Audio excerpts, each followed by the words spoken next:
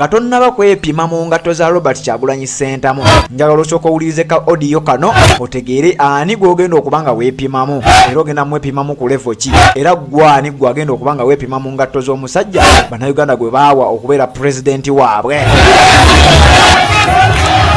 Yes, we bali kubanga wekumidde ku Redzone TV. Sebambulire Patrick Nzembera wano nga nkuweereza. Redzone TV atanaba kubanga osubscribinga. Genda ku YouTube yoteeka mu Redzone TV osubscribinge ku mukutu ogwo okwate ku kide ekyo kya notification ogenda kuba tomissinga nsonga yonna. Alien Skin yona alabika tamanyi mukulembeze wa ggwanga yaani tamanyi byafaayo bya Robert Kyagulanyi Ssentamu kati nange kwe kusalawo olwaleero nzijje mbibawe ebimu ku byafaayo bya Robert Kyagulanyi Ssentamu ebitonotono era wano wentandikidde bamuyita Robert Kyagulanyi Ssentamu mutabani wa Muzeyi Ssentamu George William agalamidde Kanoni Gomba yazaalibwa ng'ennaku z'omwezi 12 mwezi gwa kubiri omwaka gwa 1982. Bannayuganda olunaku luno baalufuula na public holiday olw'ensonga nti omukulembeze w'eggwanga Robert Kyagulanyi Ssentamu lwe lunaku lwe yazaalibwa era lwakuza amazaalibwa ge era bwe twogerera essaawa zino zennyini lunaku luba lwa nsasagge lunaku luba lwa ssanyu abantu baagaliza pulezidenti obubaka buyitingana ku buli mutimbagano abantu bavaayo ku lunaku olwo okweyozaayoza Robert Kyagulanyi Ssentamu omukulembeze w'eggwanga omulonde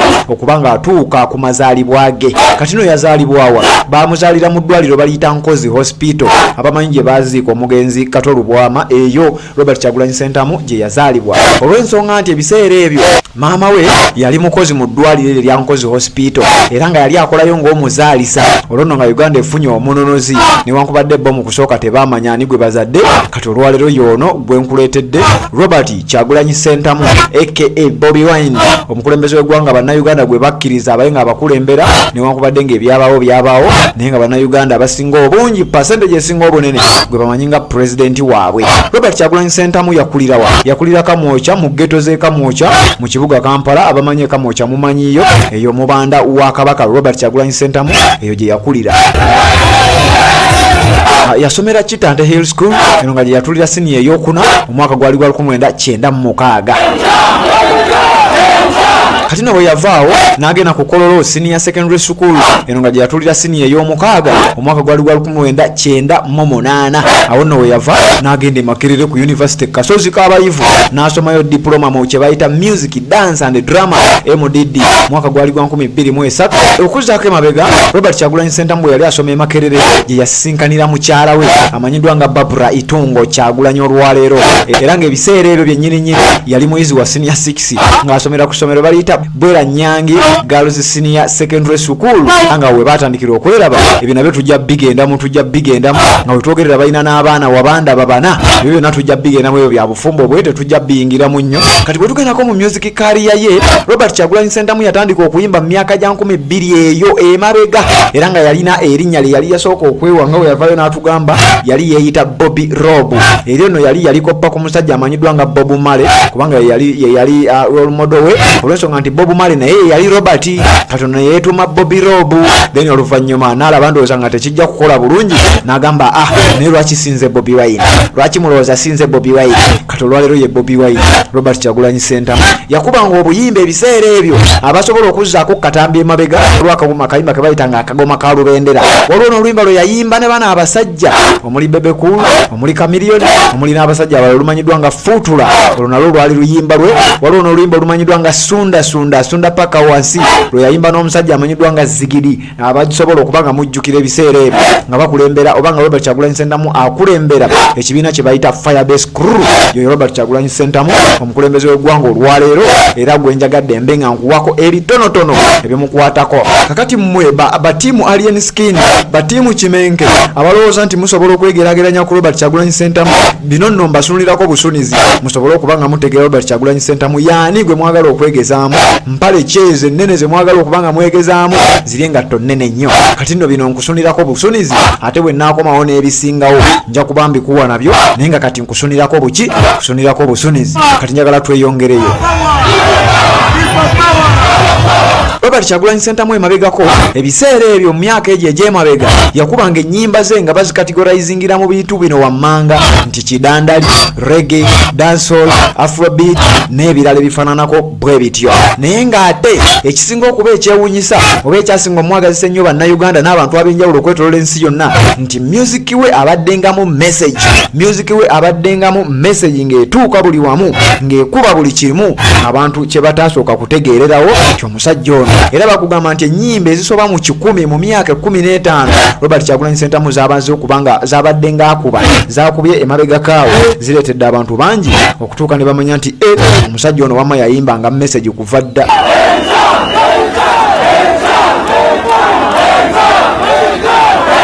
Era otuba nga tuzeeko kemabega nga tukyali mu music career ye kigambibwa nti ennyimba ze zaleetera bannayuganda bangi obusungu, zaleetera bannayuganda bangi okuzuukuka. Ezimu ku nnyimba zino mwalimu oluyimba jjukira ayimba ne munywanyi we amanyiddwa nga Nubian Lee, mwalimu oluyimba olumanyiddwa nga Ghetto, oluyimba olwo yayimba ne Nubian Lee, mwalimu oluyimba lw'obuyonjo, mwalimu oluyimba lw'obululu tebutwawula, waliyo ennyimba nga Time Bomb, ennyimba nnyingi sobola nga kubanga nzikumalirayo wano. Message eziri mu music wa Robert Kyagulanyi Ssentamu zibadde ng'ezimu zirwanirira omuntu wa wansi, zirwanirira abakazi ab'embuto, zirwanirira abaana abato, zirwanyisa kye bayita domestic violence n'ebintu ebirala bingi byesobola kubanga nkumalirayo wano ku Red Zone TV. Atanaba kubanga osubscribinga simanyi ky'olinda, genda oteeke mu Red Zone TV osubscribinge okwate ku kide ekyo ekya notification ogenda kuba tomisinga bubaka bwonna. Waliwo kye bayita firimu kariya Robert Kyagulanyi Ssentamu obadde okimanyi nti yazannyako ne ku firimu, yaliko omuzannyi wa firimu baaba nga abadde actor mulungi nnyo mweyo mu firimu industry. Si muyimbi buyimbi kyekyokka,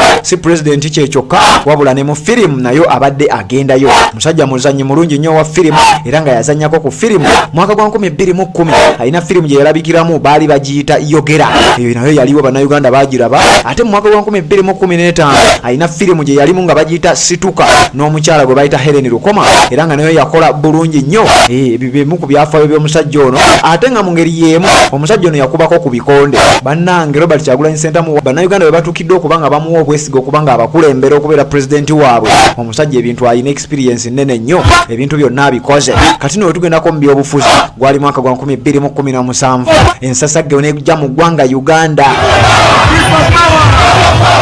Kugambye omwaka gwali gwa 2017 ensasagge neegwa mu ggwanga Uganda nga Robert Kyagulanyi Ssentamu ayingidde ebyobufuzi by'eggwanga Uganda. Tebaamulabirawo, tebaamanya ke kayimba kali baatukasuka kulaalira naye twadda na birimba. Kakati njagala owulirize.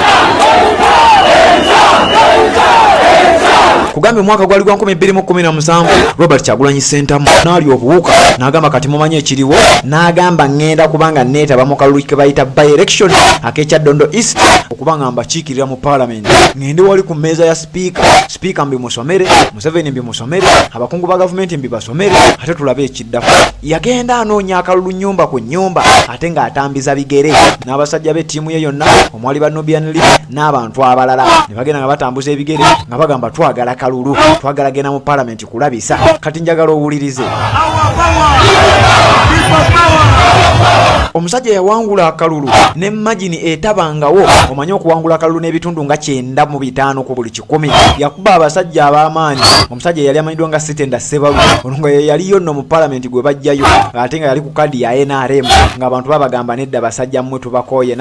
tubakooye nammwe mututulugunyizza ekimala, bamuyita Sitenda Ssebalu. N'awangula omusajja omulago bayita Apollo Kantinti ono nno nga yali wa kibiina kya FDC muwodanku nnyingi olwaleero nno ye naye yaliyo mu kalulu ako era mbu ye yasemba naye ekisinga okubanga kizzaamu amaanyi era honalebo muwodanku nnyingi sebo big up olw'ensonga nti omusajja ono akalulu we kaggwa yalabirawo amaanyi n'alumbirawo emagere n'agamba musajja gwe Robert Kyagulanyi Ssentamu tomanya waliwo ekijja mu maaso awo n'amwegattako abalala gye baakubiranga enduulu muwodanku nnyingi ye ng'amwegasseeko. Mwaka gwali gwa 2018 Robert Kyagulanyi Ssentamu agenda okulaba bannayuganda bamutuma ebintu bamugamba ssebo kati ate ku bwa pulezidenti ate awo olaba otya n'agamba n'agamba musajja we Nobian lyolaba oti. Nobian n'amugamba baaba lumba era najja n'ategeeza bannayuganda ti bannaayo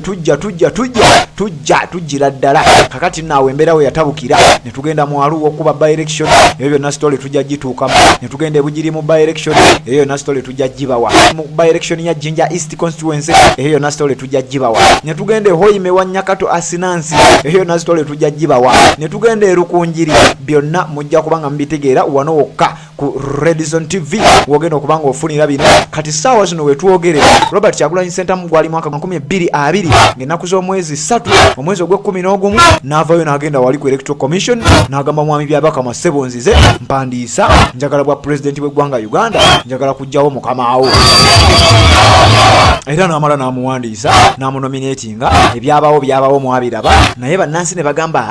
n'ategeeza ab'amagye miliyoni yammwe byonna n'abyogera manifesto n'agituwa abantu ne babitegeera abantu ne bamugamba kati katuyingire ebbala katugende tulabise katugende tuwangula omusajja naye akitegeere kati nno njagala nkujjukize bulungi nnyo ennaku z'omwezi zaali nga 14 mwezi gwa January mwaka gwa 2021 bannayuganda bakkira obubokisi ne bagamba Robert Kyagulanyi Ssentamu ye president waffe era baayingira obubokisi nga basanyufu bagenda okuva mu bubokisi nga bakyamufu bagamba omusajja tumukubye akalulu naye akawulidde omusajja tumukubye akalulu Yoweri Kaguta Museveni naye ateekwa okuba nga akawulidde Robert Kyagulanyi Ssentamu ffe tumulonze abeere president w'eggwanga Uganda bigenda okukyuka enkeera nga Simon Byabakama atandise okwogeza ebiribi ng'atandise okubuuza banne ebyensoma bituufu ng'olunafu atandise otusobera era bwe twogerera olwaleero bannayuganda bo bamanyi president omu yekka Robert Kyagulanyi Ssentamu bannayuganda gwe baawa obuyinza okubeera president waabwe kati gwe omuntu yenna ayagala okuba nga omwegezaamu mwe basimanya ttiimu Kimenke simanya baalieni sikiina nze njagadde mbaweeyo akatonotono nga tonnaba kwepima mu ngatto za Robert Kyagulanyi Ssentamu njagala osooka owulirize ka audio kano otegeere ani gw'ogenda okuba nga weepimamu era ogenda mwepimamu ku level ki era gwani gwagenda okuba nga weepima mu ngatto z'omusajja bannayuganda gwe baawa okubeera president waabwe kati nno gwe atanaba kubanga osubscribinga genda ku YouTube yo teekamu Redison TV osubscribinga omukutu ogwo okwate ku kide ekyo ekya notification ojja kuba tomisinga bubaka bwonna